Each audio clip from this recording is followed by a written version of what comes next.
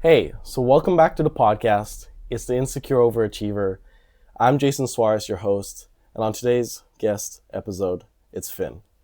Hey everyone, it's Finn, good friend of Jason, writer, student, explorer. I'm excited for today's discussion with Jason and looking forward to some interesting topics. Yeah, I love having conversations with you. I read your newsletters, I watched your videos on YouTube, and they're like very thought-provoking, and I'm going to dive into that and ask you your opinion and your takes on a lot of these topics. So we are quite young, I'd say, a young generation, Gen Z for me. I think a lot of people today, a lot of youth, have a lot of questions, struggling with a lot of things in this world. They're confused. And I was going to ask you, what do you think the biggest struggles are that today's youth face? I think that today's youth face a real lack of meaning and purpose in their lives. And compounded onto that, I think that they're facing struggles, mainly distraction, that have never been known before. So the amount of content and programming that's around the internet these days is something that no other generation has ever had to deal with before. We simply don't know what the effects are of social media on kids. Like, I got Instagram when I was 12 or 13, and we just don't know what the effects are of that. And all the studies that are out so far are just really, it's only negative. Like the suicide rates in teenage girls and teenage boys and stuff like that is certainly not positive. And so I think that compounded with the lack of meaning in that our traditional pathways for career, relationship, and life in general are just changing at such a rapid rate. It just feels like sort of a wild, wild west out here where people don't really know what it is that they're supposed to be doing. You know, back in the day, it was go to school, get a job, have a family, white picket fence, and you'll be happy. But nowadays, that just doesn't seem really that feasible. A lot of people going to college can't get a job. The dating market is very strange and different these days, as we've discussed before. And so I think I think those are some of the main struggles that, I've dealt with and continue to deal with, and I feel like I see other people around our age dealing with. You talked about the loss of direction there, right? The loss of purpose.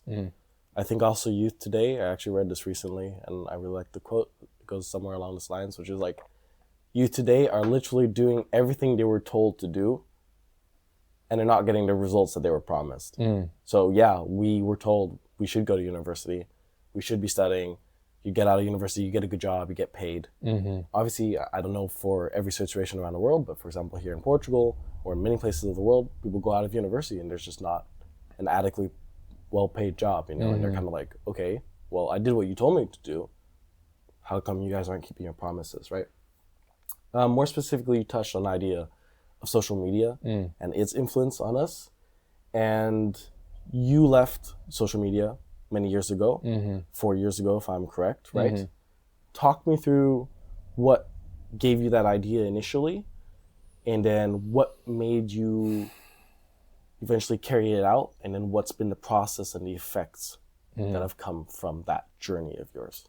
Yeah, so one of the main inspirations was a documentary on Netflix called The Social Dilemma. I don't know if you've seen it, but if you haven't, I'd highly recommend it.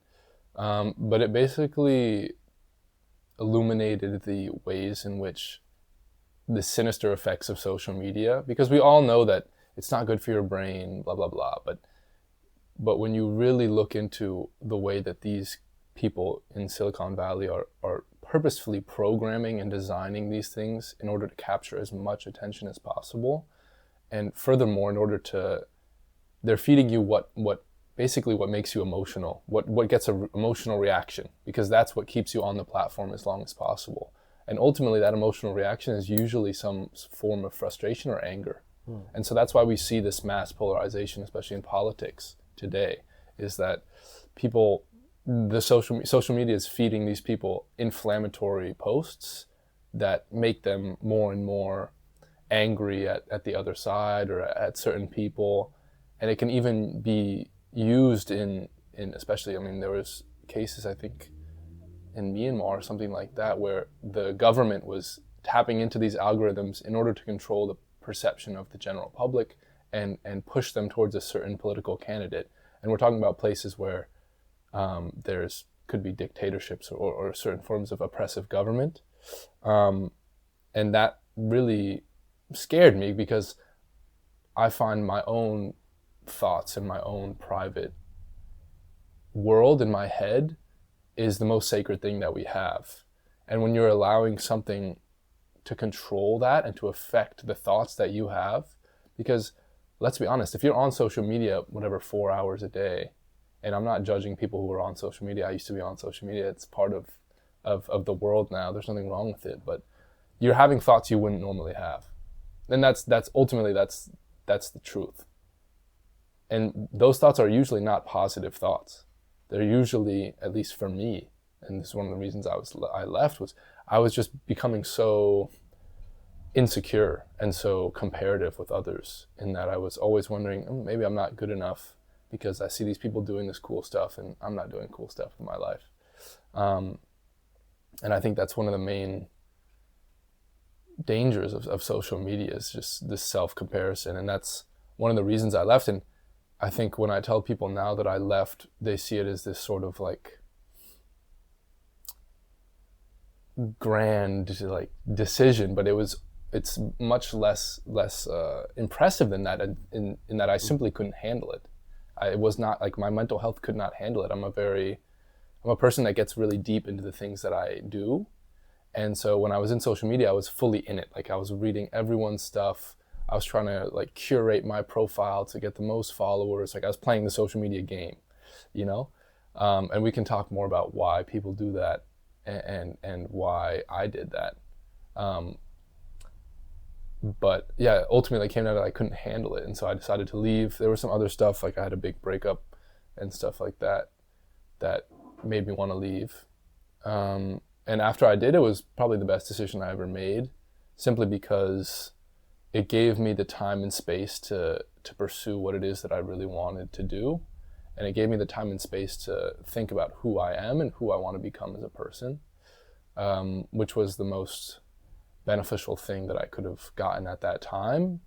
And I think that something that people are really losing is these in-between, I think we've talked about this before, but these in-between spaces in your day when maybe you're on the train or you're walking home, and instead of having this peace and quiet to allow yourself to process your emotions and what's going on in your life, you're just filling that time with more and more content. And so you get these emotional buildups where you're not processing what's going on, and then you feel like you can't handle all that coming at you at once. So you go back to the social media, and it creates this vicious cycle that I've fallen into hundreds and thousands of times, where instead of relaxing and dealing with your thoughts and facing yourself and just being alone with yourself, you're turning to something. And that sort of, when we know the neuroscience behind this, that creates a cycle where if going like this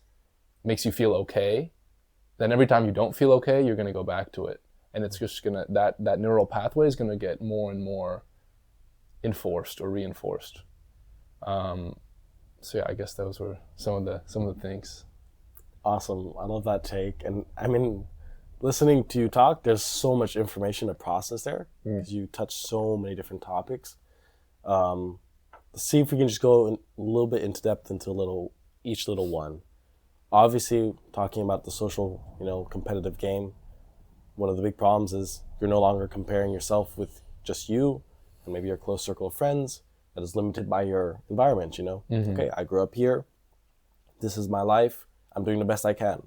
It's like, okay, now I'm watching people, the streamers or the famous people, do all these crazy things. You talked about it, right? All the cool things. Mm-hmm. Whoa, like, I'm not good enough because I'm not doing it, Mm-hmm. A sense of insecurity, right? Would you agree with that? Yeah, certainly. And then you talked about the insecurity and like, it's not being a moral righteousness. It's not because we're better, and I left it for a while too, and you know that for a good year and a half.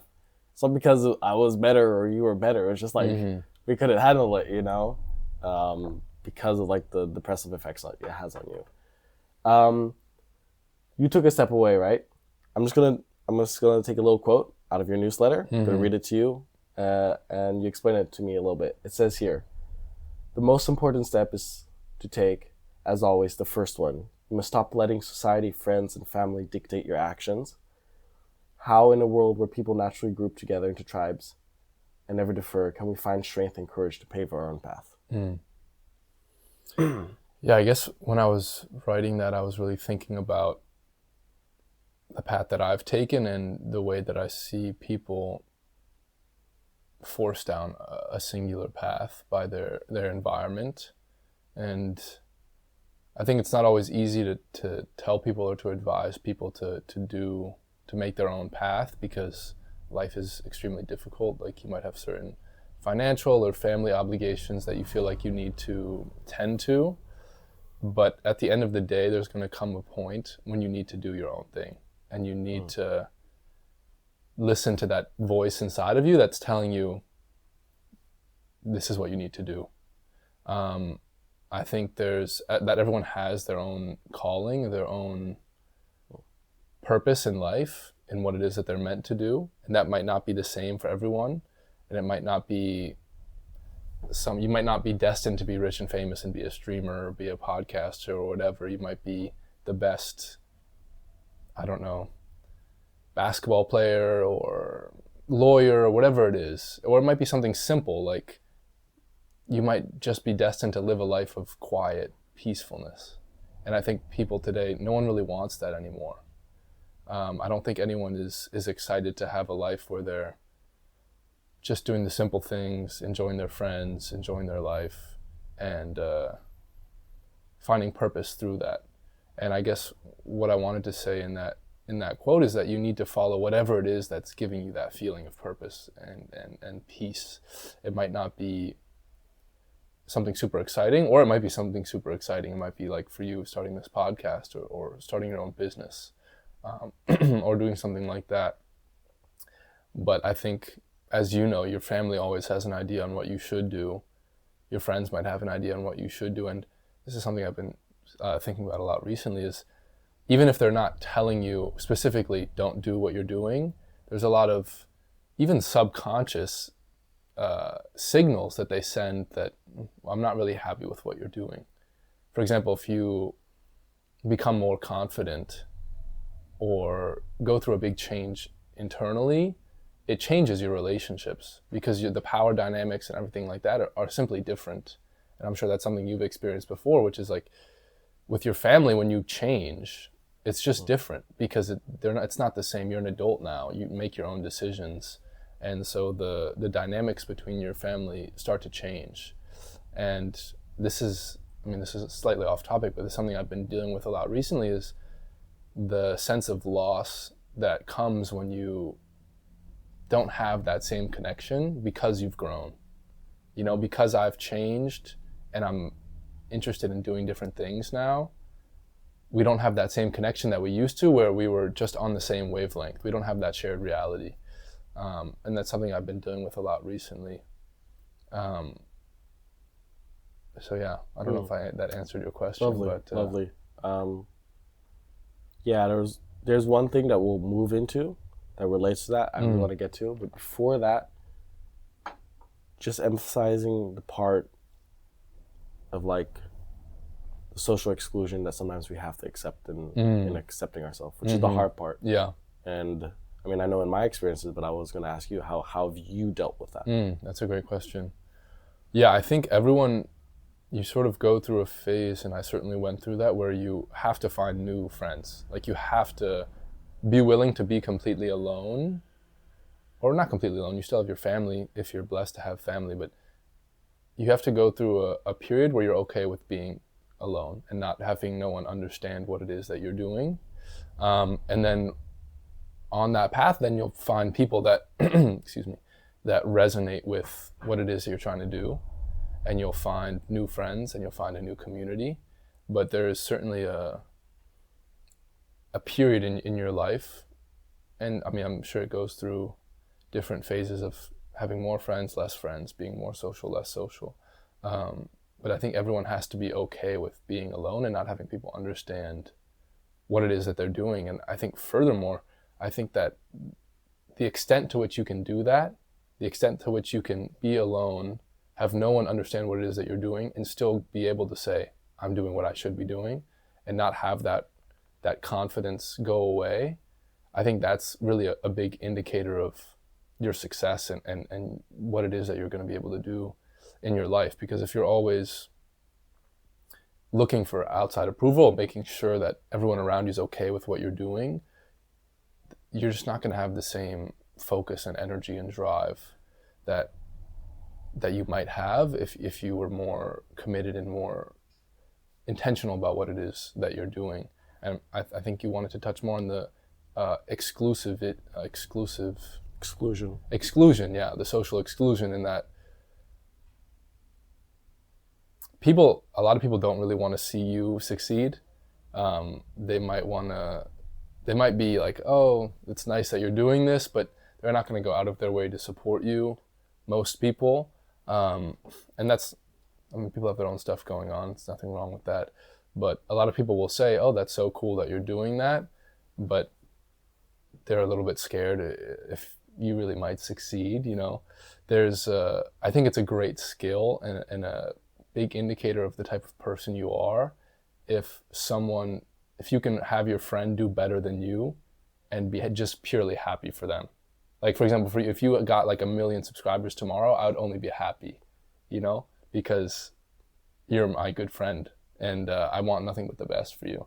And I think a lot of people are intimidated by success, and they feel that there's only like a certain amount of success, and if they're not getting it, and someone else is getting it, then they're taking away from them.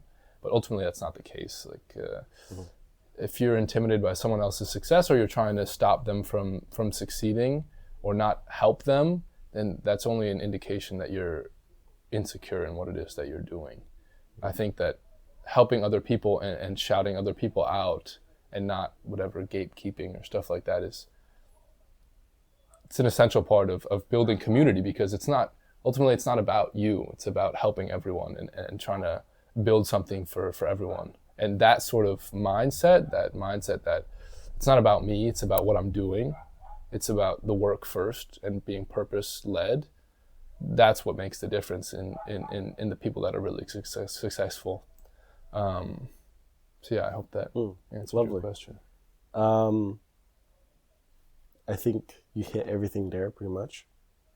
So amazing.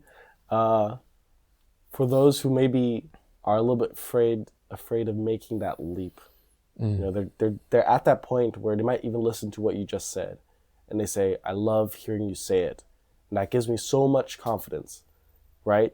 But they just can't make that first step. That first step to say it's okay to be alone and it's okay to follow my own path. Do you have just like a couple words like you could just say to them? Just do something. It doesn't matter what it is. Okay. It could be a random idea. You could just write a poem in your book, whatever. Literally do whatever you want to do that interests you. And it doesn't have to be big. You don't have to proclaim to everyone, hey, I'm doing this cool thing. Don't do it for anyone else but yourself, and then slowly see where that goes. So, I mean, for me, it started with journaling, and I was like, wow, I love journaling. And then I started writing, and it just became a passion of mine. And I didn't do it because I wanted to be a writer, and I'm not a writer, you know? I mean, I like to write, but I'm not a writer by any stretch of the imagination. But you're not going to be able to fake that purpose, that drive, that say, I like writing, I love writing. For you, I love podcasting, I love talking to people. You have to be authentic when it comes down to it, or else it's just not going to work. So what I would say is just turn off social media for whatever, one day or whatever. Don't just spend a little bit of time alone with your thoughts. Write down what it is that's coming up and just pursue one thing to the first degree. Just take the first step and you'll be amazed at what happens. And then the next day, take the next step if you're feeling ready. And it's not always going to be perfect. It's not going to be like you look for something and you decide to start writing or journaling and you find that it's cool. And that means that that's going to be what you do. I mean, for me especially, I've gone through different phases of like, oh, I think this is what I want to do. And then you try it and you really put the effort in and you realize maybe it's not for me. So it's not like it's going to be, you find the one thing, at least for most people, you find the one thing and that's what you do for the rest of your life. It's always a process of trial and error of seeing, oh, this is what I really like, this is what I don't like. And furthermore, it changes over time because you change. And so your interests will change and the people around you will change and your circumstances will change. Awesome. I think you wrapped it up great. Thank you. All right. So touching on something that we talked about there, or more specifically you mentioned, people being afraid of others succeeding, and not being a part of that. That's talking about how everybody else feels. But sometimes I feel like in today's society, the person themselves are afraid to succeed. Like I feel like in today's society, the act of trying is looked down on. It's almost as if, this is the way I've thought about it. I don't know what you think. It's like you have a spectrum of not trying and full trying. Obviously, if you don't try, most people won't care. Most people might not even like you, but that doesn't matter. You have a middle section, which is like, if you try so much, okay, people respect you. People are like, oh, okay, it's cool that he has this idea. He's sort of trying. Maybe it's in your work or independent projects, whatever. If you keep it within that zone, you're good. Okay, he's trying, but he said he might not succeed. Like, oh, I'm going to try to do the podcast, but I don't know if it'll work. People love that because it's like, oh, he's trying. That's great. We all feel happy. But he even said there by himself, like, he doesn't know if he'll succeed. But it seems like if we truly try, if we go past that limit and we say, I'm going to try it and I'm going to do it, it's like people are like, okay, wait, I don't know if I'm for this anymore. Because what if he does succeed? I've had those thoughts too, like, okay, what if this person says what they're going to do and they actually succeed and I don't, it's just normal. Like, okay, yeah, I support them, but it makes me feel insecure. So resuming all that and putting the question to you, why do you think society as a whole looks down on trying genuinely? I think there's sort of two aspects that I want to touch on. I think one sense is people don't like when people are overly confident and arrogant. I think there's a certain level of arrogance that is annoying. When people say, I'm the best at this, but they're not really the best. We find it distasteful, which is understandable. But there's another sense, which is true unbridled confidence. That's not arrogance. That's to say, I'm going to do this thing and that's it. That I've decided that I'm going to do it and that's that. That scares people because that sheds a light on what it is that they're doing. If that's possible, then why haven't they achieved what they want to achieve? Why are they where they are now?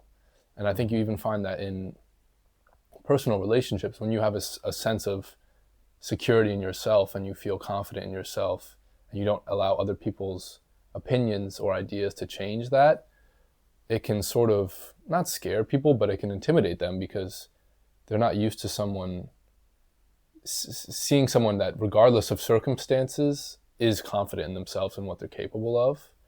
And I think that sort of ties back to what you're saying about success, where, for example, with you and your podcast, if you go up to someone and say, hey, I'm starting this podcast and I'm going to be successful, and you're sincere about that, that's sort of intimidating because on one hand, they might say, okay, well, maybe you won't be successful. Like, have you thought about that? And of course you've thought about it. That's how it works when you're starting something. Like, everyone's not born to say, like, I'm the best at everything, unless you're maybe Ronaldo or something like that. But it's something that you've worked on. And I think people deep down realize that that's something that you've worked on in order to be able to say something like, I'm going to do this, I'm going to be successful. And that shows that they could do it, and if they could do it, why aren't they doing it? And I think that happens to me often is when I see like Olympic athletes or something like that. This comes back to a Stoic philosophy and a Stoic principle that if someone out there is doing it, you could be doing it. no human is we're all human. We're all capable of fantastic and amazing things. And when you see someone who's so confident and so purposeful and intentional about what they're doing, it can make you feel insecure. This has happened to me thousands of times. And I'm sure it happens to everyone else where it's like, damn, I should be doing something like that. But a lot of people feel scared because they don't know what it is they should be doing. They don't have that outlet or whatever to figure out what it is that they should be doing. Fair. It's very, very fair. Before I bring it around to authenticity, which is something you talk about as a solution, do you think that's also the same thing? I know this is a bit of a different side of this, but taking it to romantic context, do you think trying is also looked down upon negatively in today's society? I feel like it is. It's like a show of desperateness. Yeah. It's like, okay, if you like this person, you really try. It's like, no, this person, no. It can't be this way. We're all supposed to be like cool. Like, okay, I like you, cool. But I'm not gonna go out of my way. And even had recent experiences where the person is surprised by the fact you go out of the way to like do something or try harder. We don't have to go super deep into that, but if you want to just touch upon that, feel free to. Yeah, I don't know if I'm the best person to ask about romantic aspects. I'll just put in a quote here because this is actually your quote. It says, "Any attempt to try and reach out to someone and create a connection, romantically or platonically, is often seen as a sign of social weakness or desperation." So, yeah. Yeah, I think when you reach out to someone, it can often be perceived as, well, if you're reaching out, that means you don't have what it is that you're looking for. Like if you're really going out of your way to try and get a date with someone, it can often be seen as desperate. And I've certainly had experiences of that where like I was talking with a girl, etc., and I figured she was interested. So I went out of my way to ask her on a date because that's just how I operate. I'm not the type of person that's really going to play it cool or whatever. If I'm interested in you, I'm going to let you know and try and explore what it is that we have. And she just immediately turned it down. And I was so surprised because in person, she was very flirtatious and friendly and stuff like that. And it was just so surprising to me. This happened a couple of years ago. And since then, I've just learned that a lot of it is about your social status. It's about like, if you're really that cool, you're that desirable, then you wouldn't have to ask. It would just happen. I think there's this sort of like, that sort of mindset that's in the back of everyone's head, is that like, oh, if I was really that cool, if I was that handsome, then it would just happen. I wouldn't have to try. And it's also true that the people that are the most attractive aren't trying to be attractive. They're just naturally attractive because they are who they are. I think the most attractive thing you can do is to be yourself and be authentic. And if that's attractive, then you're golden. But I think when you reach out to someone, it's sort of can be an admission of, I'm looking for something. I'm looking for something outside of myself. But it doesn't have to be. I think it's certainly possible to, when you're really confident about someone, when you meet someone and you think, wow, they could really make my life better, and you reach out to them knowing that that's your purpose and knowing that there's a purpose behind it. It's not like just to go on a date or just to have fun, which is also fine. There's nothing wrong with that. It brings a different level of energy to the interaction. And it also depends a lot on if you do it in person or not in person. I think if you come to someone in person and you say, look in their eyes and say, hey, like, let's do something, it's a totally different energy than if you're swiping up on their Instagram story or sending them a text. Because I think people can feel the energy when you go up to them and you say, like, let's go on a date, and they can feel your confidence if you're able to express that and you're just being yourself. Yeah, I feel like that's more true for people who are trying to do something different in life, like, you know what I mean?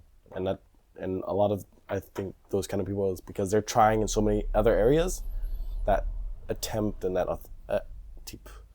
agenticness, I don't know if that word exists. Yeah, I know what you mean. Being agentic yeah. comes to like the romantic world, where it's not a sign of desperation, it's just a sign of of curiosity. Like, Yeah. okay, like I'm curious about people. I want to talk to people. Mm-hmm.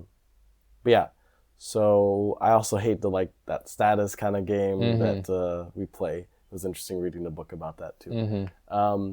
Okay, so you touched on it a little bit before, but I want you to really explain it to me. What is authenticity? I think authenticity is just doing what it is that feels right to you, regardless of what other people think or regardless of the circumstances. I think it's something we see in lots of different philosophies, especially Stoicism, is this idea that you can't control what happens to you, but you can control your response and your mindset surrounding and regarding those difficulties. And do you think that's a solution or to our social problems and some of the topics that we just went over before?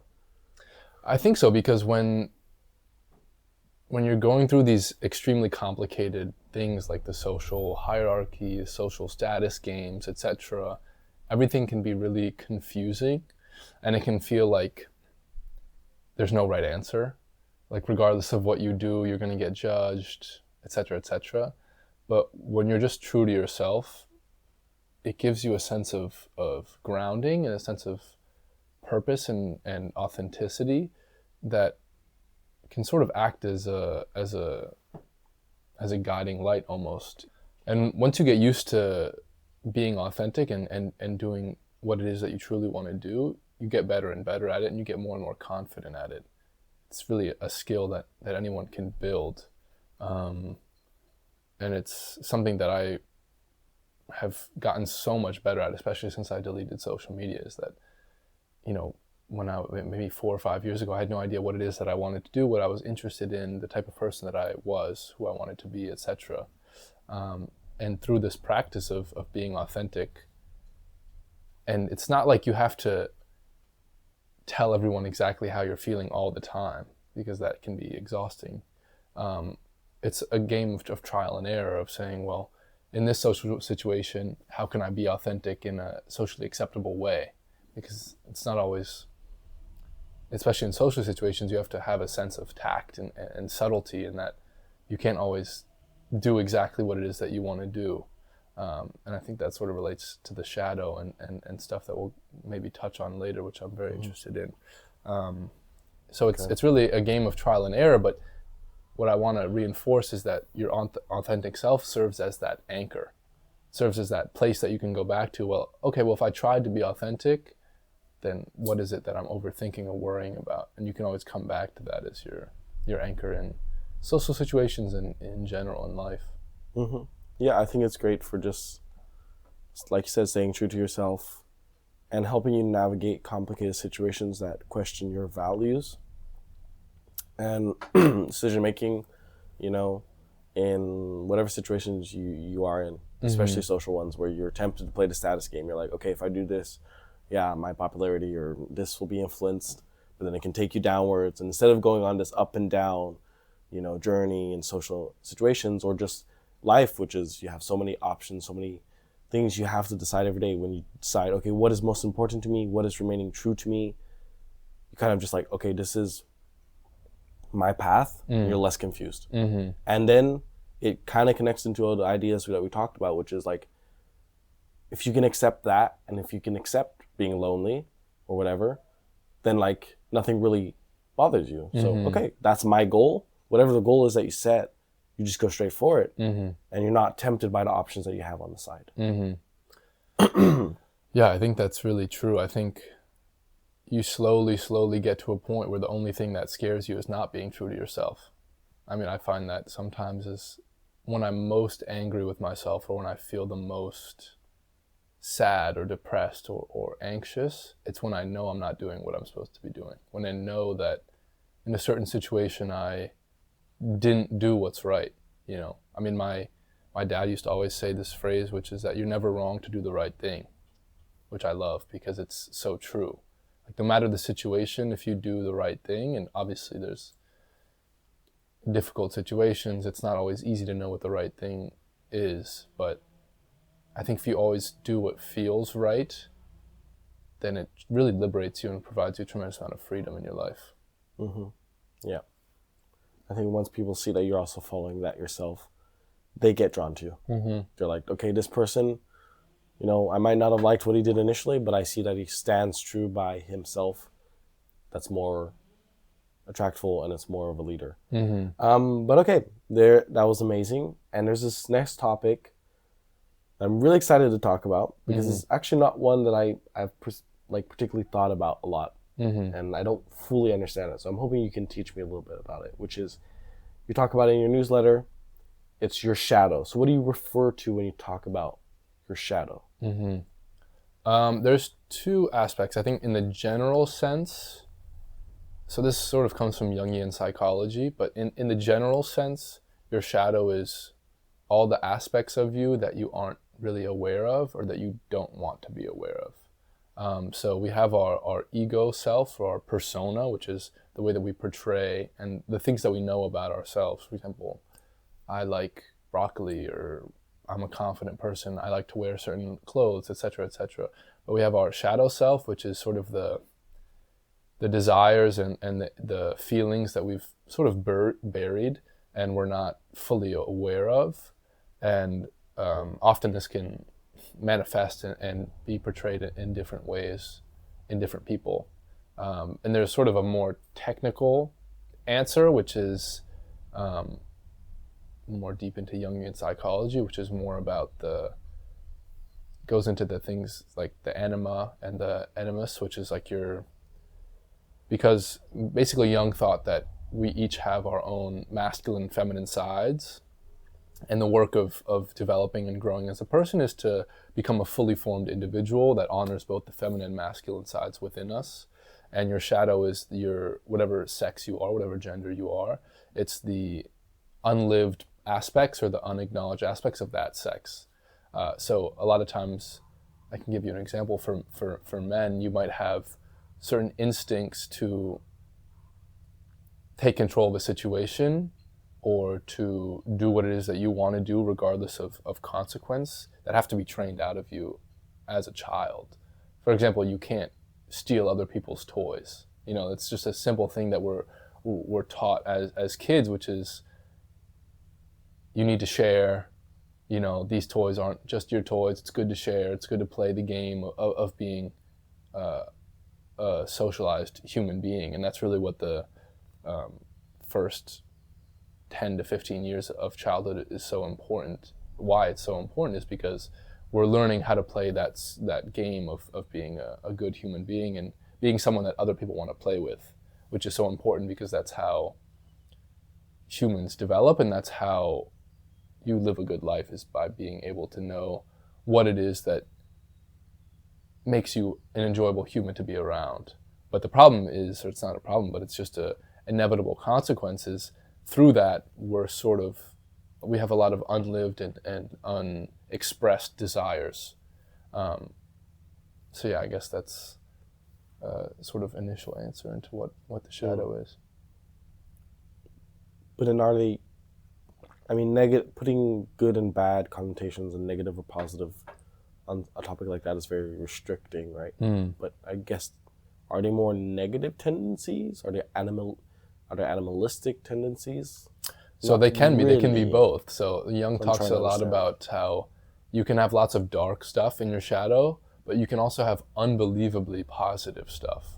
So, for example, if you're the type of person that would sacrifice yourself in order to help others, that can be almost too good. I don't know if that makes sense, but it's like, that's almost too positive for other people to accept, that you would do something so noble or so generous. So Jung talks a lot about how you can find lots of dark stuff in the shadow, but you also can find sometimes the most generous and most life-affirming qualities within your shadow. Okay. Okay. But then, all right. But then, do you think society restricts both the negative and positive sides? Or yeah, that's the whole point, is that the society is inherently constrictive, because you're required to play the social game, which can be inherently constrictive, because you're just not allowed to be certain ways. There are certain things that you're not allowed to do because they're not really acceptable in society. For example, we say you can't steal, you can't kill, etc., etc.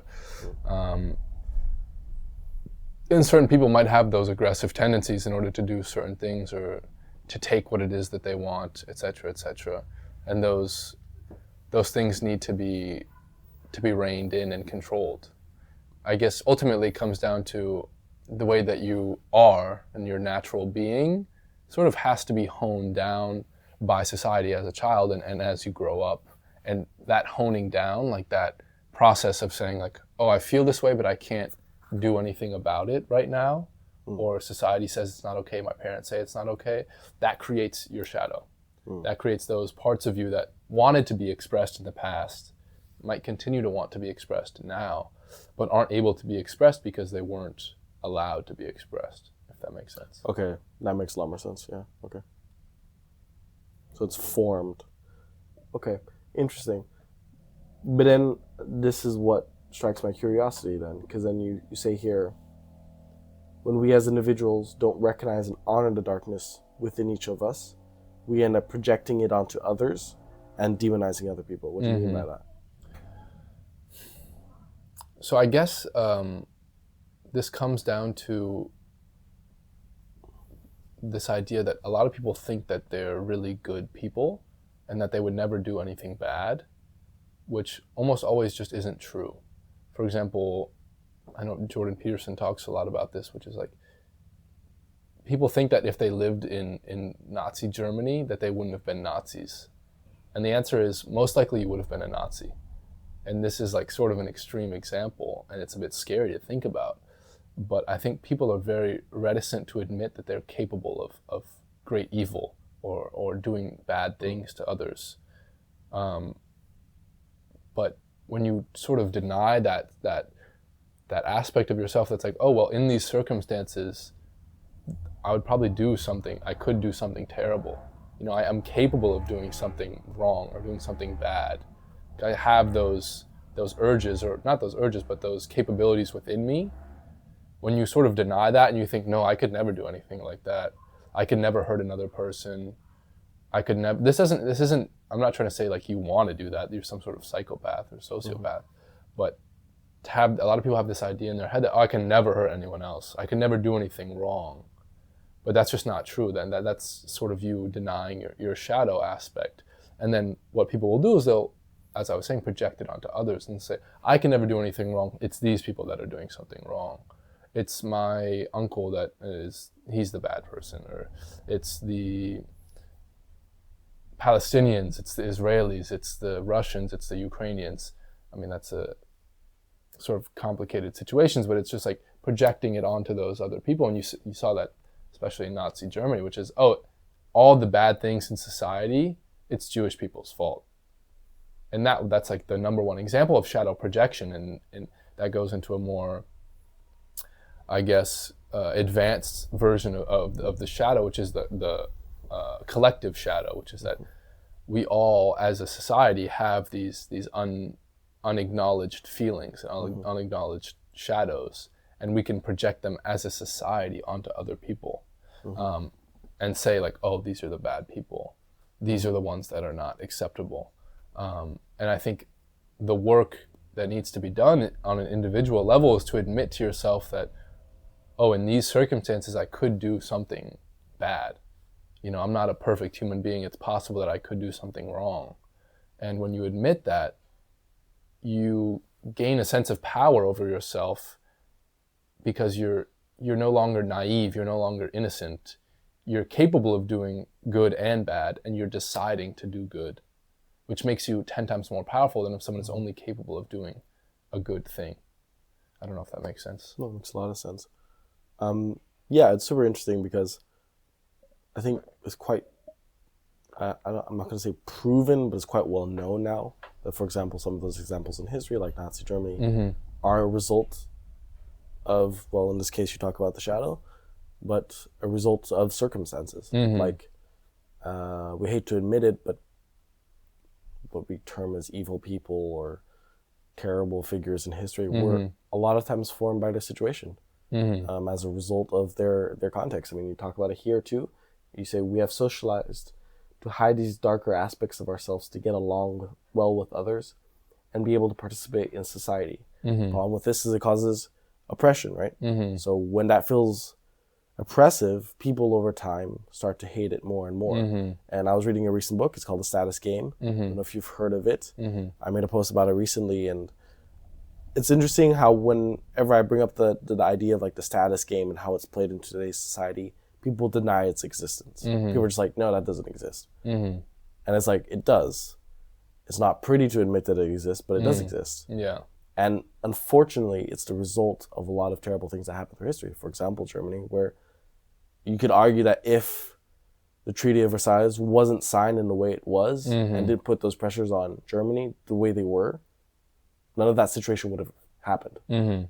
And just because it happened to them, it doesn't mean that if we were from a different country and we were put in that exact same situation, we wouldn't have done the same.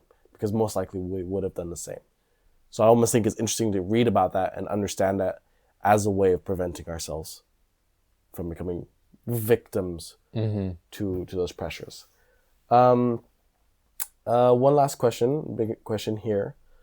You talk about how exactly to deal with that idea of the shadow. You say, you talk about the process of confronting one's shadow and integrating it into our conscious being. How exactly do we do that, and what kind of solutions or help does that bring to us? Yeah, I think you touched on it there, is that we all have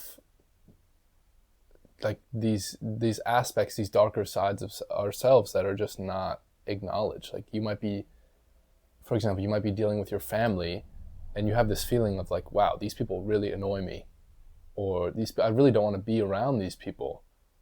And this is sort of a random example, but could apply to anything where you see someone walking down the street, you're like, damn, I really don't like that person.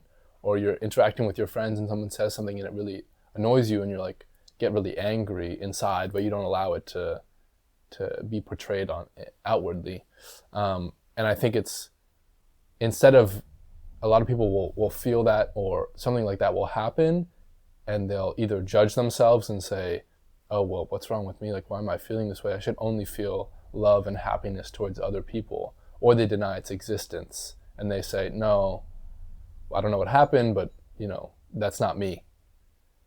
But it's the whole idea of shadow work is to realize that you do have great darkness within you, and you can have these negative feelings or hatred towards people or whatever, violent. You can have all this stuff. And when you acknowledge that, you are capable of evil, or you're capable of doing bad things, or you're capable of having these feelings towards others, it actually makes you stronger and more capable of doing more good. Because then you're not naive and you're not walking around thinking, you're more aware, you're more able to face evil and face negative situations. And I think, there's lots of, I'm not an expert in this by any means, but I think I've worked with a good friend of mine who does this for a living in shadow work, and we went through a process where we went into that shadow, or when you have a feeling or a negative feeling about something or about someone, you sort of go into it, and instead of denying it or ignoring it, you really go into it and you feel that, and you try to understand within you, why am I feeling that way? What is it about this person that really bothers me? Because this happens to us all the time. We walk down the street, or we're interacting with people in school or in the workplace, and there's certain people that really get under your skin, that you really don't like. And sure, they might be annoying or they might be bothersome, but why does it affect you so much? Why is it creating an emotional reaction within you? Why are you letting it affect you? And instead of being like, oh, well, they're just annoying and that is what it is, it's going into that darkness or that shadow. It's like, why specifically that person? Why did something happen in my past? Is there something I don't like about myself that I'm seeing in this other person? And it's a big part of the inner work that we need to do, which is exploring what it is that annoys us, what it is that makes us angry, what it is that makes us hostile towards others, and then working through that and figuring out, oh, this is why I don't like these people, or this is why I'm trying to project this darkness onto someone else. Okay, amazing. Yeah, I like that. That was a good discussion. Fascinating, though. It's interesting. it's really interesting. I think there's something else that I wanted to discuss with you, which is Tell me. this sort of, I guess, philosophy or Jungian psychology as it comes to romance, because I don't know, I've read some psychology books about the shadow and stuff like that in Jungian psychology, but there's this whole thing about romance and how it is that we project onto our romantic partners, especially as men. I think it's sort of changed now, but the book that I was reading was published in like the 1940s, when I guess society was very different. It was very masculine oriented, and men were trained to not acknowledge their emotions, and we certainly still have that today, but I think it's changed a little bit. And instead of dealing with their, or cultivating their own inner feminine side of being emotional and taking care of themselves and creating connectedness and community, which are the more traditionally feminine aspects. And I don't mean feminine to say pertaining to female sex, but just they're in terms of like yin yang, there'd be more yang. Instead of cultivating those aspects within themselves, they project them onto their romantic partners. So they will meet a woman and they'll say, oh, well, she completes me.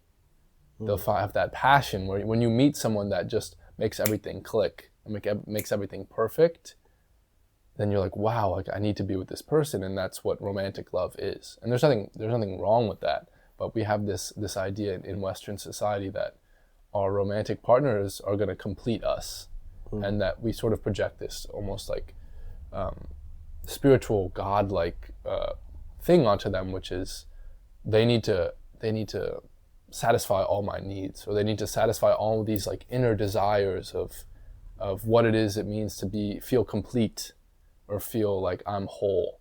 And when they don't do that, that's bad.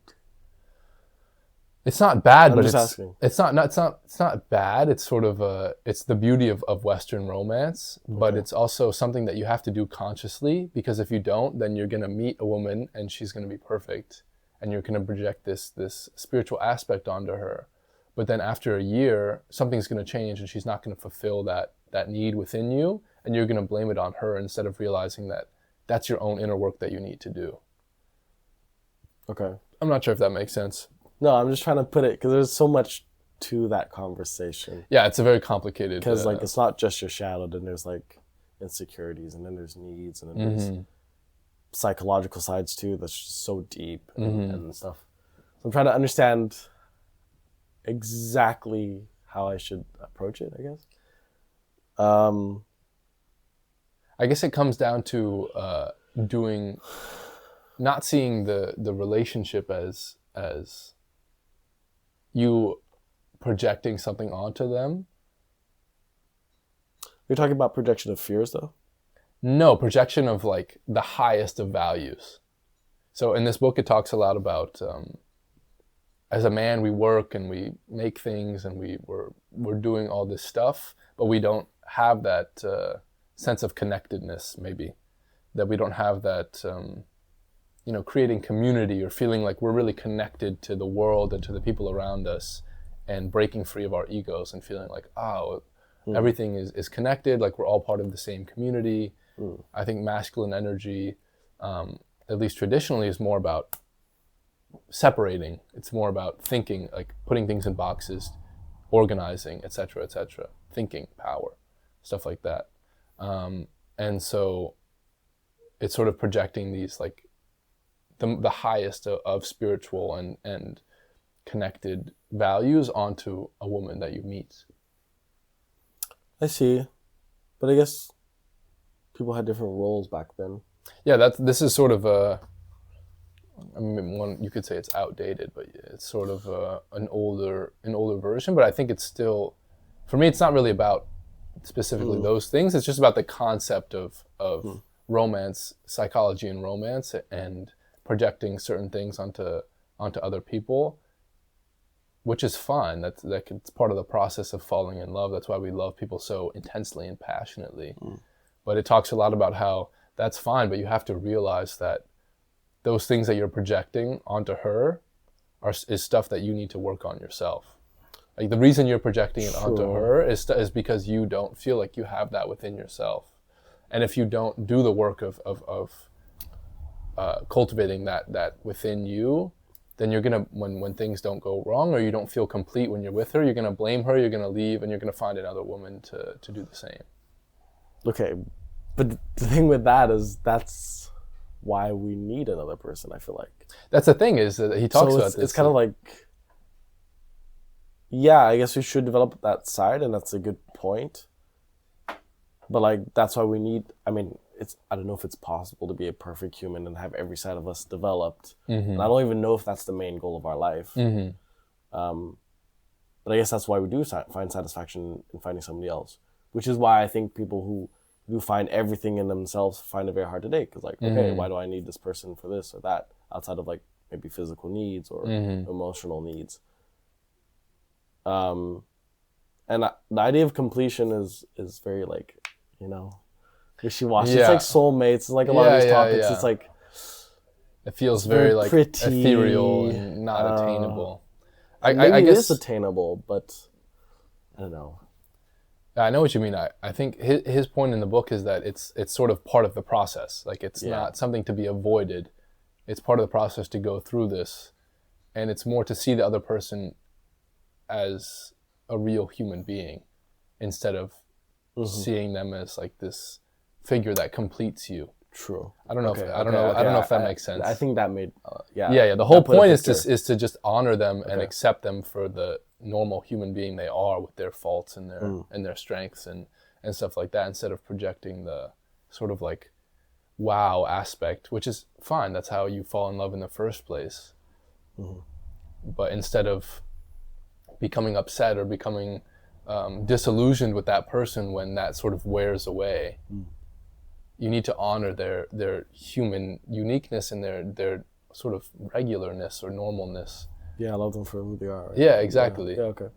Which is what he says in the book, is like love is like that, oh my God, everything is perfect when I'm with them, all that sort of stuff, which is fine for a certain period, but that doesn't last forever. Eventually you're going to have to accept them for who they are and work with that and become complete. Yeah, and then in that way. I mean, I'm not married, so I don't know, but I guess then you would have to like, really understand that person, I think. Yeah, and just quite understanding and get to know them on a day-to-day basis. Like, you know what I mean? Like you have to get to feel comfortable with the day-to-day routine, monotonous stuff of being with that person, instead of expecting some sort of grand romance every day. I think this ties into what you're saying, and it's something I think I've come more and more to realize, is just how different everybody is. And if you start from the assumption that every human is so, unique in a positive way, but just different in a sense, start from that assumption and look at how impossible relationships really are. Like truly, like can you imagine spending your life with somebody else, irrelevant of gender, age, whatever, and just the fact of spending the rest of your life with somebody? Look at how impossible or how crazy that is in terms of how unique you are, and then imagining how unique another person is. I think if you start from that basis, you appreciate everything else more. Instead of being like, well, we're supposed to fit in together perfectly, and so if we don't, something isn't working. It's like, we are so different. You might literally enjoy doing the exact opposite things with me, and there's still cases in real life of people like that getting married. And it's just like understanding that human relationships are so complicated that if we can tie it through any way together, it's a positive. Yeah. So understand that person. And I like this idea that I read a while back. I honestly don't remember where I read it, but I loved it. It was like, or I listened to it. It was like, we almost want somebody else in our life because we want somebody to watch us live life. Yeah, and that's the sort of like we want them to see them We want them to see us be amazing. We want Yeah. somebody to be like, wow, that was amazing that you did that. Mm-hmm. I don't know if that... I know that's not exactly what we were talking about, but since we're talking about that, Yeah, I had to put that in there. Yeah. But yeah, that's pretty much it. Yeah, I think that's interesting. I think beyond the like, we want someone to see us be amazing, I think it's even more admirable to want someone to see us be normal and go through the... Because like you're saying, we're all so different, and human life is so complicated and so interesting, and it's just a crazy adventure. And instead of trying to be like, oh man, if everything's not perfect all the time, that means something's wrong with our connection, and then trying to find the next person that will complete you, I guess ultimately it comes down to like wanting someone where, oh, we're going to go through difficult stuff together, we're going to go through difficult periods, and it's cool to have someone to see like, oh, how you're changing, how I'm changing, how can we communicate and get through this together, instead of it being like, wow, you're going to complete me, and whenever I'm with you, everything is perfect. And if something's not working, then you're not the right person for me. Right. So, yeah, I mean, it's just like I was reading this book and I just thought it was fascinating. You know, a whole podcast just on romances. Yeah, for sure. Because there's so many factors, and you're talking about ideas like commitment and like monogamy, and like there's so much to it. Yeah, and that goes back to what we were saying, talking about at the beginning of the podcast, which is, especially with relationships and dating, like it feels like a free-for-all out there where is commitment something we even care about anymore? Sometimes, but especially our age, I feel like it's changing. I just think there's a lot of hurt people out there. For sure, yeah. And I mean, I can say it, I'm a hurt person too. You know? Yeah. And I think people are giving up on traditional values of like relationships because life is just different, and I'd say this easier now. Like people, I think in the, whatever I call it, the old days, I don't know why, but like people, like you grew up in your village, you had X amount of dating options, you honestly probably didn't care what they looked like, what they did for life. You were probably just like, look, I need somebody to live with, and you build a relationship or build a family, like have your normal human desires. And so commitment was just a thing. And I'm sure there was love, maybe in a different sense, and maybe there was that fairy tale love, and that's why people cheated or whatever, because they found a fairy tale love that didn't exist back then. But I think that was then. I think people need each other less now. And so people are kind of like, okay, well, then why these ideas of commitment? And it goes back to social media. Like, you know, it's not just like who's living in a 5 kilometer radius of me. It's like, bro, I'm seeing this girl on Instagram and she's super cute, you know, but she's like 10,000 kilometers away. But like, yeah, because that's attractive. Like probably this other girl that's nice in my vicinity that, you know, maybe even flirted with me or whatever. It's just not an option. And it goes both ways. It goes for both genders. And it's very complicated. But yeah, I think people have given up on that. And then the part of the hurt, I think there's a lot of like jadedness and just people giving up on what is right. It's like, for example, very specific examples, like why people wouldn't want to commit anymore. And I don't know, I'm not a woman, but I would say this happens even more for women nowadays than even men. Is like, I think they've tried in a lot of situations to commit to somebody. For example, their first relationship, they really committed to their first boyfriend, and they gave him everything, which is a very positive and good thing to do. And I think women do that a lot better than men. Men are a lot, especially when they're younger, a lot stupider and just don't know anything a lot of times. And women really generally give everything to a relationship, and then that guy does something stupid, and they're like, well, I gave everything, I committed fully, I controlled I suppressed my own like desires, which women have just as many desires as men, if not more, even if you talk about sexually. They suppress it way more than men, I think. And so they come out of a relationship like that where they feel betrayed, they feel hurt, and they go into the questioning that, I mean, everybody goes through. It's like, it doesn't pay to be like good or like committed, so why should I? And so like people judge people, or like guys or girls that go out to parties and like hook up or do more casual relationships, but it's just like a lot of those people have tried before to give everything to a relationship, and they're like, okay, I did what was right, and this person betrayed me, and so why would I go back to doing that? And it's tough, because Yeah, what are you going to tell them? Yeah. Because, for example, in a situation, like, let's say you really find a girl attractive or something, and you try to do what's correct. And you're like, okay, let's not make this a casual affair. Let's not have sex on the first date, or let's not get into that. Let's, I don't like the things like the stupid 3 months rule, but you can go into that idea. Let's wait till ... And you try to play it good.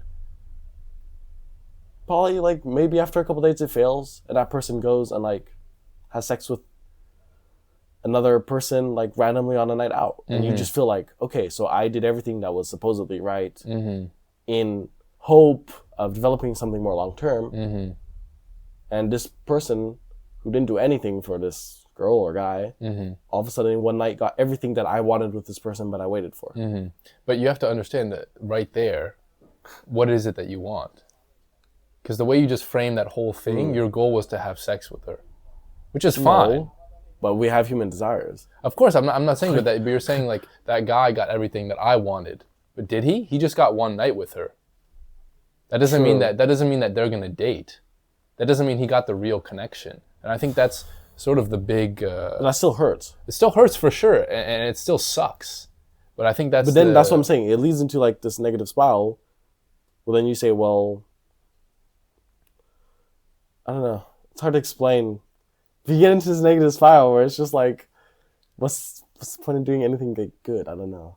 I know what you mean. If you don't feel like doing the right thing, or trying to do things in a I guess wholesome way, and wait and be more conservative, if you don't feel like that's helping you find a relationship, then what's the point? And then you see other people that are just doing whatever, and they're finding relationships or having lots of sex or whatever. Yeah. And I think a lot of the people our age are sort of, they think the goal is to have sex with a lot of beautiful people, which is cool. Like, there's nothing wrong with that. But if you're never willing to be open to commitment, and you're not willing to slow down, and that doesn't mean you have to wait for 3 months or whatever, or something like that. It just means that you have to be more intentional with what it is that you're doing. When you're with that person, are you really present? Are you trying to build a connection? Are you talking to other people? Are you honest in your communication about things? I think, going back to what we were talking about earlier, you just have to be authentic and say that, when I'm with this person, how do I feel? Do I feel happy? Do I feel connected? Do I feel like this could be something great for me? And if that's the truth, then pursue it. And it has to be a communication with that person, and what are they looking for? What are you looking for? And stuff like that. I think we can sort of make things too complicated, and I think people our age get so scared because we're so scared to get our feelings hurt again. Because, I don't know, for me, it's like, I thought in my last relationship that I could control my emotions, that I could be like, no, I'm deciding not to love her, but I'm not that strong, if I fall in love with someone, I have no control. I really have no control. I can stop myself from seeing them, and that might help. But when I'm with them, I can't help the fact that I am attracted to them and that I love them. And I think people are so afraid to catch feelings for someone and then get hurt, that they don't allow themselves to just be open and see what happens. But I think the whole point of love is that you're going to get hurt, but you have to get up and do the work of healing and being whole by yourself, and then be open to someone else. If you're never willing to get hurt, you're never going to find love, I think. Yeah, fair. No, good point. All right, that was lovely. Yeah. That was off topic, but Yeah. it was a good discussion. Yeah. So thank you for bringing that up. All right, let's go into something super interesting. It's about your trip to India. Okay. So tell me a little bit about that. You traveled to India for 2 months. Why, and how did it go? I've been really interested in Eastern philosophy, specifically Buddhism and Hinduism, for a long time. When I did delete social media, I got really into Buddhism and meditation and those things. And I always wanted to go to India and see the source of this material. It's a trip I've been planning for a long time, and it just sort of coincided that two of my best friends, or three of my best friends, were going on a trip to Thailand and around Southeast Asia. And I had some time off around that time. So I decided to join them in Thailand and then go by myself through India for about a month and a half. And I had planned out this trip to see all these spiritual places, to stay at ashrams and to do certain retreats. It didn't all go perfectly as planned, but it was still the coolest thing I've ever done. And one of the most interesting, I'd say probably the most interesting experience of my life. So you call India the land of paradox. How come?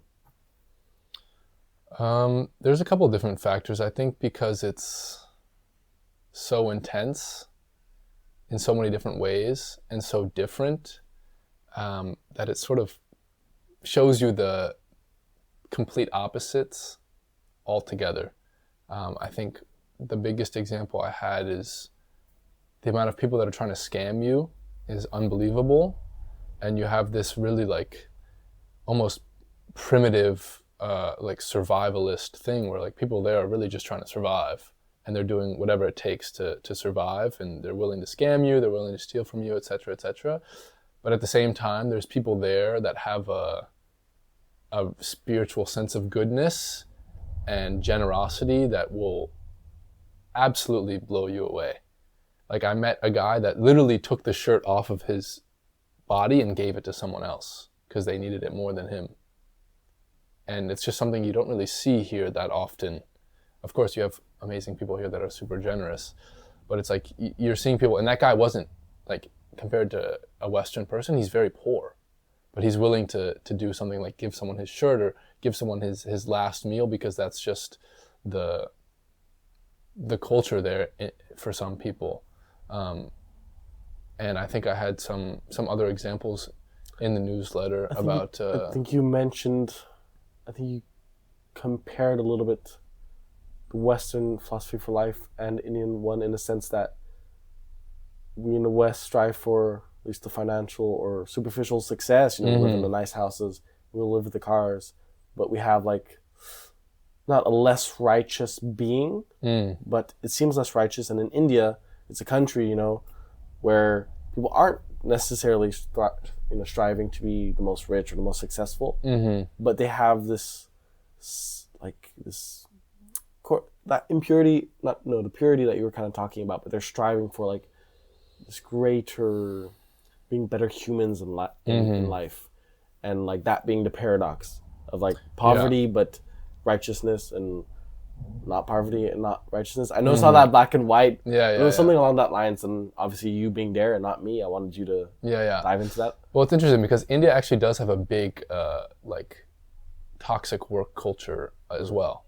Like in India, it is like your work and making money is super important, and it's like almost more than, maybe not more than here, but it's on that same level where if someone is rich, they can get whatever they want. So a lot of people there are just care about money, just care about making money. But at the same time, you can feel this like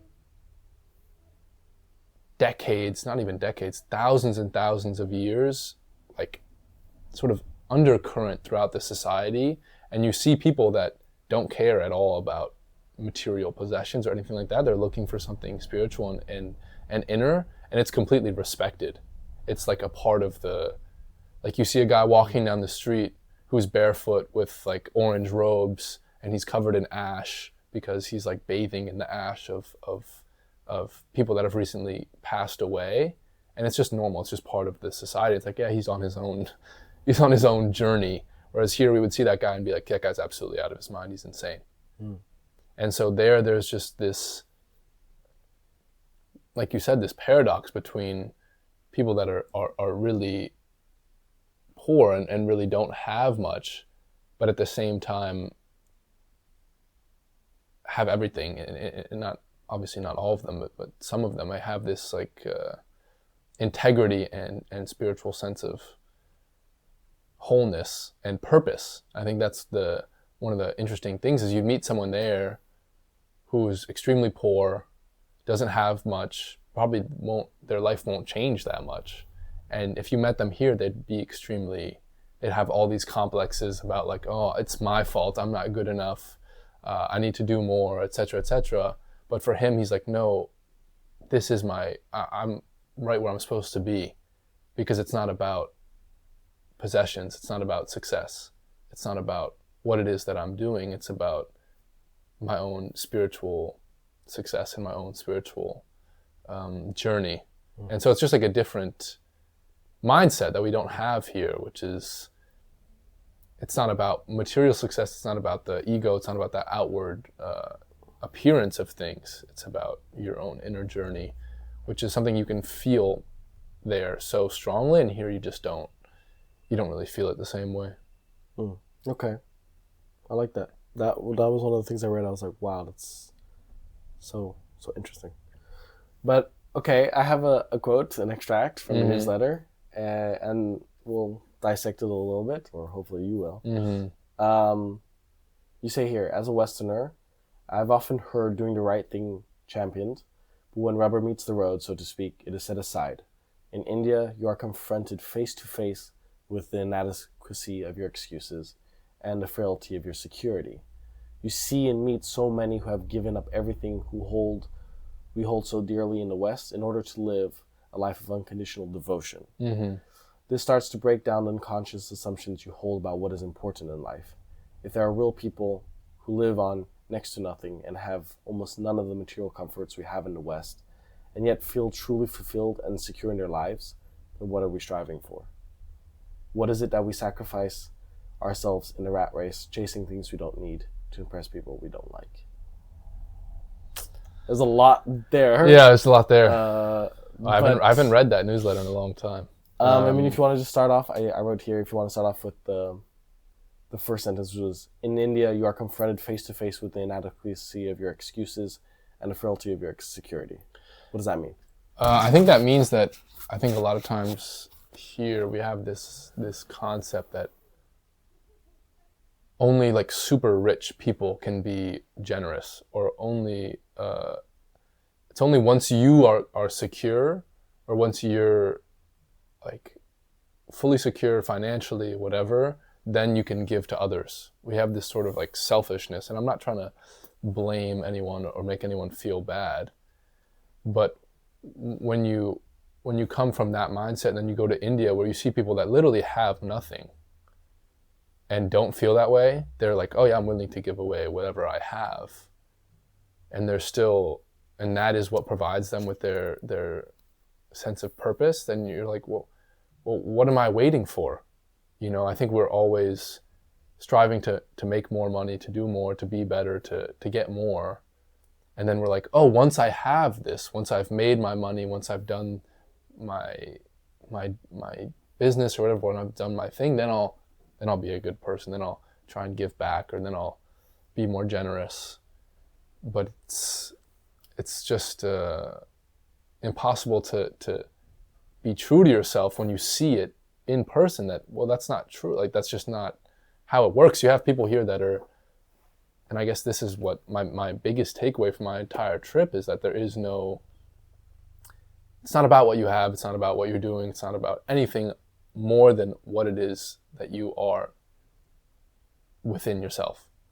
What it is that you want and what it is that you can give to other people is not about money or anything like that. It's about your presence and how you can show up for other people.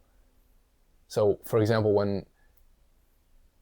when you might meet someone on the street who's asking for money or something like that, are you going to be the type of person that's like, oh, sorry, I just don't, and not even look at them? Or are you going to look them in the eyes and say, hey, I don't have anything for you right now. I wish I could give you something. And this, I mean, I've read a lot of Buddhism books that talk about this. It's not about your action, it's about your intention.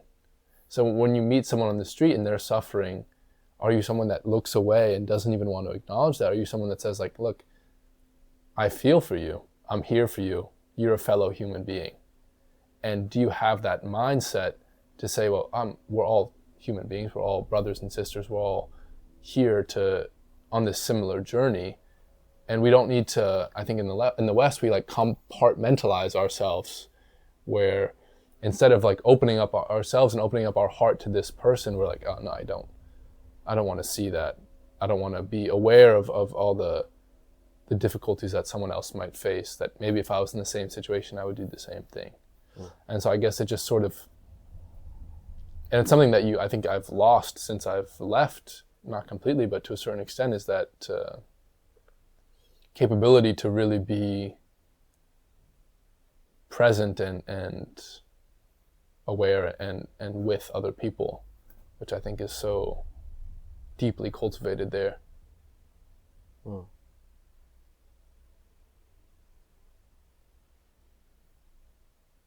Okay. I'm not saying anything because I don't need to. I'm just thinking, but okay.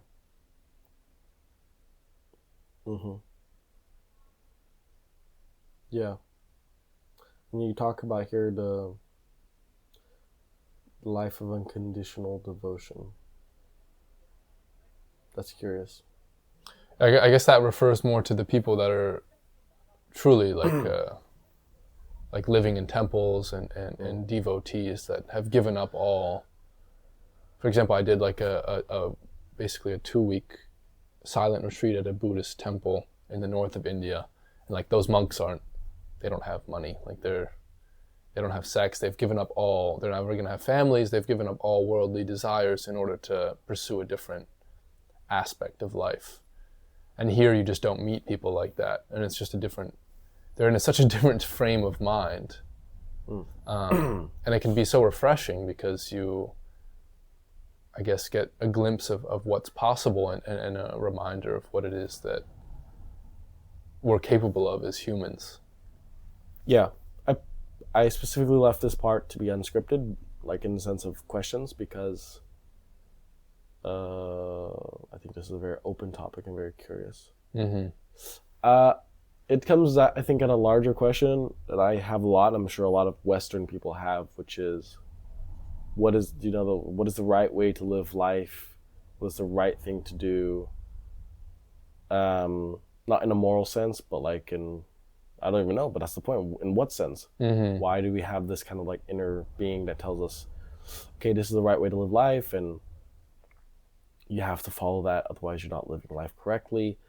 And I read this quote, also funny enough, from the Status Game. I think just blew my mind in the sense that it's so obvious, yet we don't recognize it. And it basically said, our human minds, at least in Western society, we grow up with this question, which is, what do I need to do to gain status? And if you don't want to subscribe to the idea that life is a status game, etc., that's fine. But it's still the basic idea. Is like, I don't know if it's just a Western philosophy, but like, at least I know myself. I ask myself like every day, what is it that I need to be doing to gain whatever is valued in society, whether it's status, whether it's riches. And I struggle with that idea a lot because I'm like, is there a right way to live life? But then it's weird because I've lived in so many countries, I've seen so many different lifestyles. I'm like, that's not true, but it seems like we're told that that's true. I don't know. It's so deep. I don't know how to explain it. No, I understand. I think it's true and not true at the same time, which is like, the status game is real in the sense that people act with that in mind. Like, the social hierarchy exists, trying to say that it doesn't exist and that no one cares and that everyone loves each other and no one cares about how much money you make, etc. is just not true. But at the same time, it's not completely true. It's not the only reality. Like, if you went to one of those monks and you were like, I make this much money, they'd be like, good for you, I don't care at all. Like, they care 0%. It doesn't make a single difference to them. And so it's sort of this paradox again, which is that on one hand it is real, but on the other hand it doesn't have to be real. It's only as real as you want it to be. Like, you don't have to live on that within that paradigm. You can sort of, I guess, ultimately what the goal is to do both, which is to be able to play the game, but know deep down it doesn't really matter, which is super difficult because it's very confusing to try and play the game of like, yeah, I'm going to get a job, and I'm going to make money, I'm going to do my thing, my Western thing of like whatever, pursuing social status and whatever, meeting people, talking with people, dating, etc., etc. But at the same time, deep down to know like there's a deeper reality to life, which is that, you know, we're all one, and there's we're all brothers and sisters, etc. Yeah, true. But it's difficult. It's hard difficult because, I mean, I'd say this because I think it's the same for you and me. But you said this really early on in the episode, like you being that kind of person that when you're doing something, you're doing it fully. And I'm the same. Mm-hmm. So when we're not talking about small things, we're talking about this great idea. Like if we do recognize we're playing the status game, like it's our nature to give it everything and be the best at it as competitive people. Yeah. And so then like balancing is weird because then I'm like, oh, but I'm not giving it my all. And then I do believe in giving your all to everything you do, right? Mm-hmm. So not everything, at least the things that you want to do. So then it's like, what's the balance? What's the balance? Like, okay, I recognize importance and more and more I'm learning that and I'm very proud of myself. And I'm thankful for the people like you who help me with those ideas and Hugo. You know, like, okay, those things don't really matter. But it's also like, okay, well then I'm not like maximizing my full drive, you know, and pushing to win or whatever that's supposed to mean in today's world.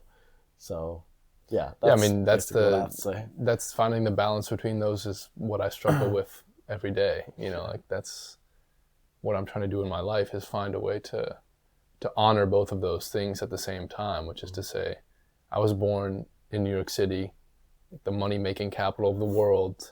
I've always been a person that's like, I want to be cool. I want to have the right clothes. I want to be with the cool people. I want to do interesting shit. I want to meet beautiful girls, etc., etc. I'm just aware of those things. But at the same time, I also have a deeper part of myself that's could easily become a monk, you know, like could easily go and just live in the mountains and pursue some sort of inner excellence, which is something I'm very interested in. It's how do I balance these seemingly opposite things? And it's very difficult, and it's certainly not something I've figured out yet. And so I don't think it's something that anyone ever ultimately figures out, and I think that's sort of the art of life and the beauty of life is we all are so, like you're saying, we're so different, we're so complicated, we're so unique. How do we find ways to honor all the unique little intricacies that we have, play the social game, and basically do all these things at the same time? And it can get really overwhelming because we also have to, you know, make money, survive, eat, etc. And find friends to do it while we're at it if we're lucky. Yeah, of course. Yeah. Awesome, I love that. Okay. There was a couple like very more short answer questions. I was curious. I was like, what is the biggest paradigm shift you had throughout the journey? There was one moment where I had a really like deep spiritual experience of, I mean, it's not something I really talk about that much, but basically I forgave a certain person in my life, and I just forgave everyone in my life for anything bad that ever happened to me. And I just was like sitting there in complete love for everything and everyone, which changed me. And it's not something that like is like a switch on and off. Like after that, I was just floating perfect being. But it just sort of opens up your brain as to what's possible. So yeah, I guess I would say that was my biggest paradigm shift while I was there. Love it. What was the most unique experience you had along the journey in India? Well, there's this one city in India, it's called like the City of Dying, where they have these ghats, which are like cremation sites. So they take, like people from India travel all over the country to this city in order to burn their loved ones. And I got like a tour of the cremation site, so I was like up close and personal with burning bodies, which was insane and very intense. And also, like you're saying, like we were talking about earlier, just interesting to see how it's so open there. Like death is just a part of life there. Like you have dead bodies like on the street, like someone's carrying a dead body, and it's just like no one is freaked out. It's just part of, they don't try to like suppress death or anything like that. It's just part of the culture and part of their mindset, I guess, around death, was just part of life. And I had never of course, I'd heard these concepts before in books on Buddhism and Hinduism, but to see it up close and personal, and to be face to face with the fact that, I'm going to be one of those dead bodies in the not so distant future, and I could be any day, it definitely was an intense experience. Wow. Amazing. Yeah. All right. I think that pretty much concludes that part. Moving on, we have you made a video on this topic. I think it's relevant. We all are a little bit obsessed with like self-help and self-improvement in today's world. A lot of people out there, me, you, who definitely subscribe to that idea. You made a very, I thought a mind-opening video on YouTube about it. And you talked about the toxic cycle of self-improvement and more specifically how to escape it. So tell me a little bit, like, how do we escape the toxic cycle of self-improvement? Well, the first step is to realize that, I think I talk about this in the videos, that you're not your mindset. Like, I think we have this tendency to always try and work and improve ourselves and find different mindsets that help us move forward. But if we look at our life from a more meta aspect, where we step back a little bit and take a big picture, we see that our mindset is always changing, and we're always changing, but something stays the same. We have part of ourselves that's, regardless of what we're trying to do in that moment or how we're approaching life in that moment, it's something has stayed constant throughout our lives. And instead of identifying with the way that you're thinking in that moment or in that section or part of your life, you sort of understand that, okay, I'm taking this I might be thinking these thoughts right now, but it's not permanent. And this really helps a lot when you develop a mindset or you develop a way of seeing the world. You're reading books, you're discovering new things, but something goes wrong, or somehow you're still feeling depressed, or you're still feeling lonely, or just you're not doing well. And then you say, well, I just did all this work on myself in order to become better, but it didn't work. Like, I still feel sad, or I still feel like something's missing. And it's to realize that that's not your fault. Like, instead of taking the blame on yourself and your core self and being like, oh, there's something deeply wrong with me. It's like, no, maybe your mindset just didn't work, or you need to adjust something. But also, there's no perfect mindset. It's a constant trial and error to find what it is that is going to work for you. And I guess it's important in escaping this cycle of finding new mindsets and new ways to try and improve, is that there's something within you that's always going to be there, and to sort of rest in that and be okay with that is important. Okay. Right. You talk about frameworks, right? What's the importance of frameworks?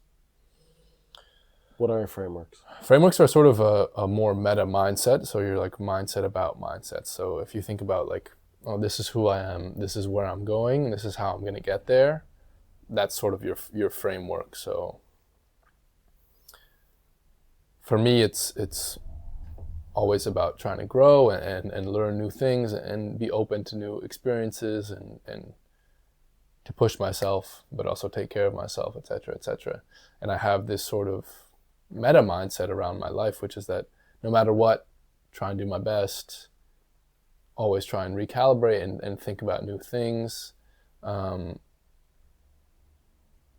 within that, you have this framework, which is like, oh, this is who I am, this is where I'm going, this is what I'm trying to do.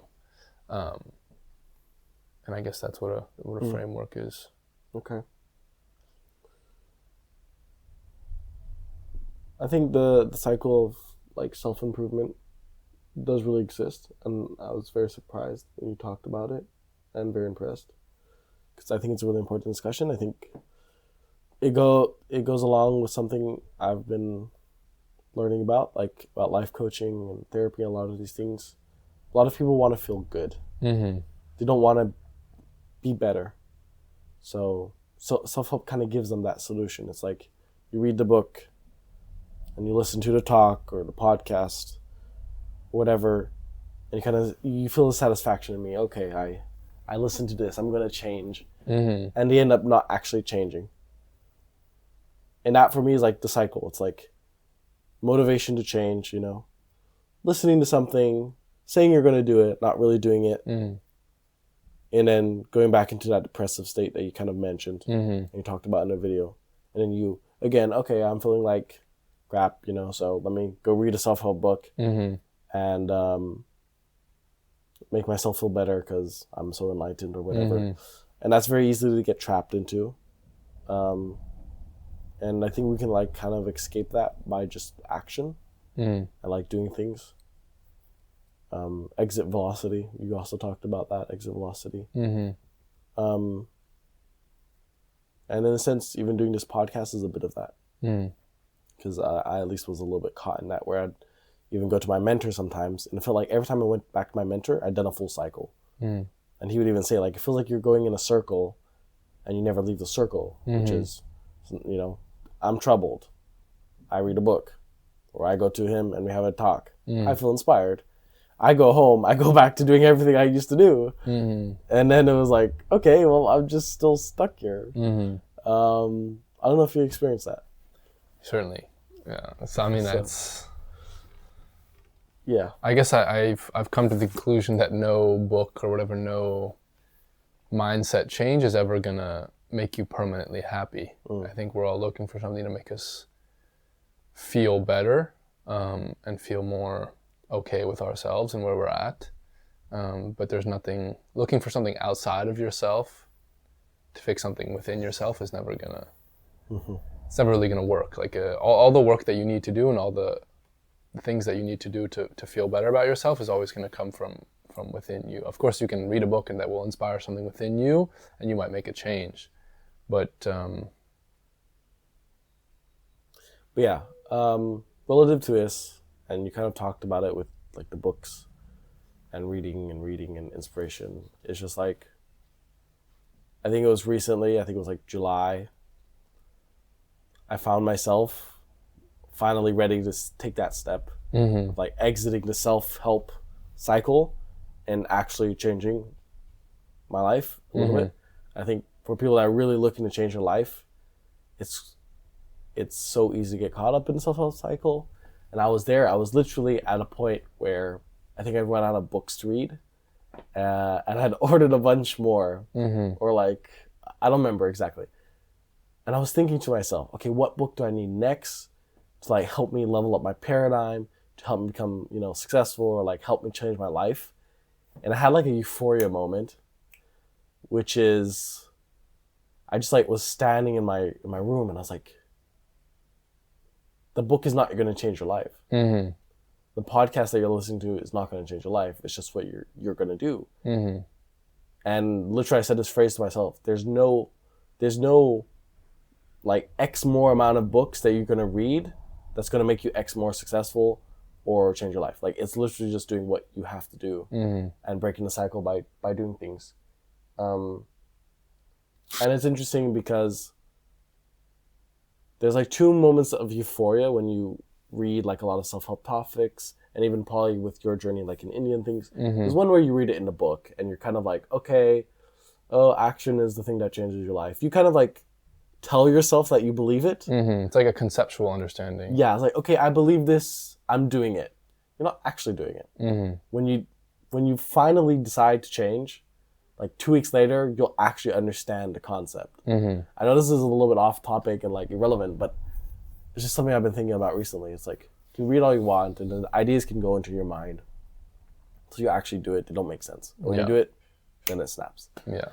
Okay, last topic. Let's talk about writing. It doesn't have to be a long time, but I was just curious, how has like writing transformed your life? I think writing has really helped me find my own voice, not even in the written word, but when I'm talking with you or when I'm even by myself. I think writing, especially journaling, I've been journaling for a long time, and it really helps me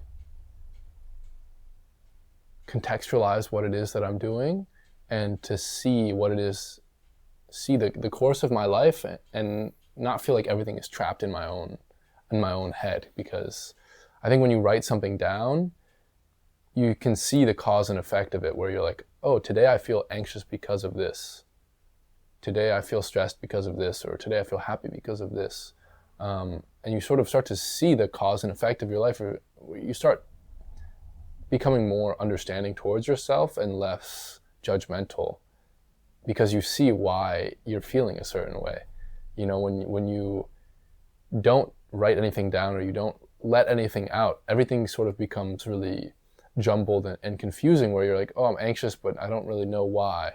Or I'm feeling really confused, but I don't understand why. But when you're writing, you have to literally spell out why it is you're feeling the way that you are. And that provides you with an opportunity to understand yourself better. So for example, if I'm feeling really upset and I write about it, well, I have to write why I'm upset. And if I haven't really thought it through about why I'm upset, then writing forces you to do that. And by doing that, you sort of have this emotional release where you're letting go of those feelings, because you're finally understanding where they're coming from. And this doesn't just relate to negative things, it can relate to positive things as well, where you can do something that makes you feel really fulfilled, and you write about it and you understand what it is about that makes you feel fulfilled. And I think it just helps you to really understand yourself better. This is more as it relates to journaling. It helps you understand yourself better and provides an outlet for your life. And then beyond journaling, more into creative writing and writing in general, I think it also helps you become more articulate and intelligent. I think that the way that you think, the way that you write affects the way that you think, and the way that you think affects the way that you are. I think ultimately we're become what we think about. So if you're always having extremely jumbled and incoherent thoughts, then it's difficult to really get anything done or to feel secure or feel peaceful. But if you're writing and you're choosing your words specifically and you're really being intentional about what it is that you're saying and you're writing, then your brain is naturally going to adapt to that and become more and more specific and intentional and intelligent in the way that you're thinking. And that's only going to have positive effects on your life. Fair.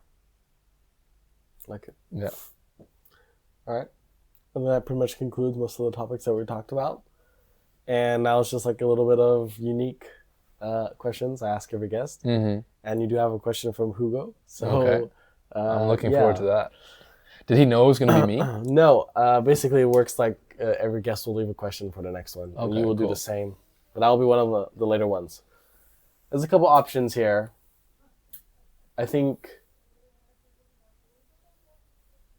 two things I'd ask. One is, you're stranded on a desert island and you only have one book. What is that book? That's a tough one.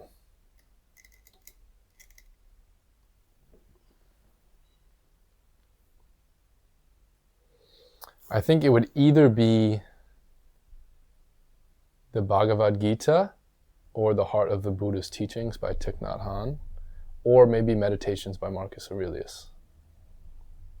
One of those three. If I had to choose, I would go with The Heart of the Buddhist Teachings by Thich Nhat Hanh. Okay. Because it's one of the books that changed my life the most, and I think it provides a good pathway forward. So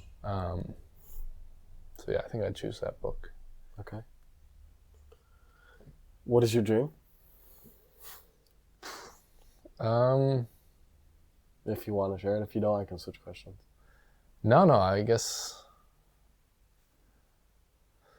my dream is to just live a full and complete life that I look back and think, I'm proud of myself. What a journey.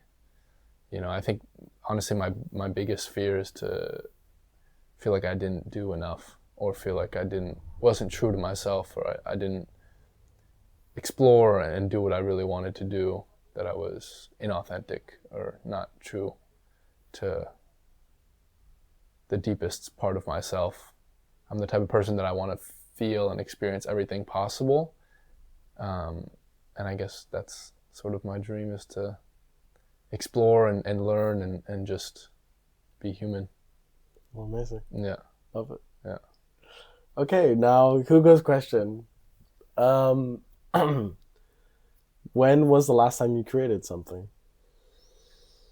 I don't know, I've been slacking on my writing recently.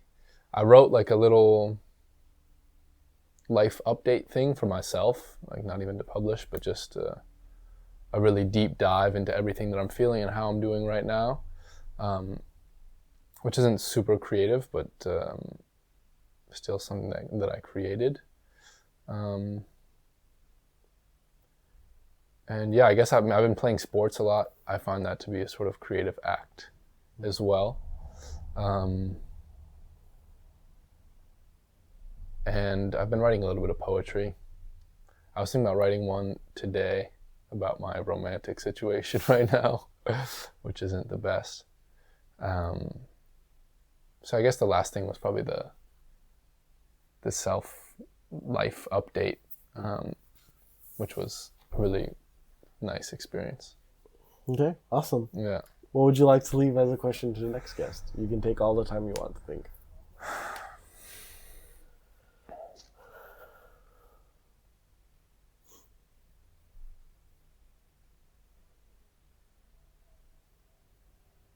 If there was one thing that you could do that would make the biggest change in your life, what would it be, and how can you do it?